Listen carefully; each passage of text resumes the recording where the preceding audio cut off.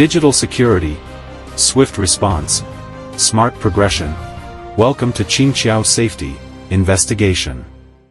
The Japanese government cabinet meeting decided to amend the operational guidelines of the 3 Principles of Defense Equipment Transfer on March 26. As a result, the ban on the next-generation fighter jets, jointly developed by Japan, the United Kingdom, and Italy, has been lifted, allowing for their export to third countries. Under the revised implementation guidelines of the 3 Principles of Defense Equipment Transfer, Japan is limited to directly exporting new fighter jets being jointly developed with the United Kingdom and Italy to third countries. Export destinations must have signed a defense equipment export-related agreement with Japan, and ongoing conflicts are prohibited. In addition, export cases will be reviewed by the cabinet meeting.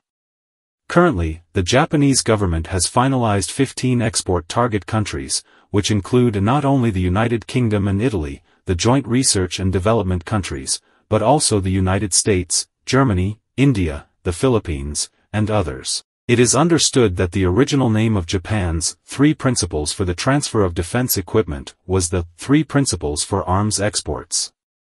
The 3 Principles for Arms Exports were Japan's demilitarization transformation under the supervision of the international community after World War II. The act was promulgated and implemented in 1967, forcing Japan to give up its military and belligerent rights from a legal perspective. It also stipulated that Japan was prohibited from exporting weapons to socialist camp countries, countries that have implemented arms embargoes stipulated in United Nations resolutions, and countries that are parties to international conflicts or countries at risk of conflict export weapons. However, as the international situation changes over time, Japan has begun to revise the 3 Principles on arms exports year by year. In 2014, the Japanese government reviewed and adopted a draft of the 3 Principles for the Transfer of Defense Equipment to replace the original 3 Principles for Arms Exports. The new 3 Principles have been significantly relaxed in content, allowing Japan to export weapons and military technology, but there are also some restrictions, such as not exporting anti-personnel weapons. In 2022, after the Russia-Ukraine war broke out, Japan once again relaxed the content of the 3 Principles on the transfer of defense equipment, such as allowing the Japanese self-defense forces to transport bulletproof vests and other supplies to Ukraine.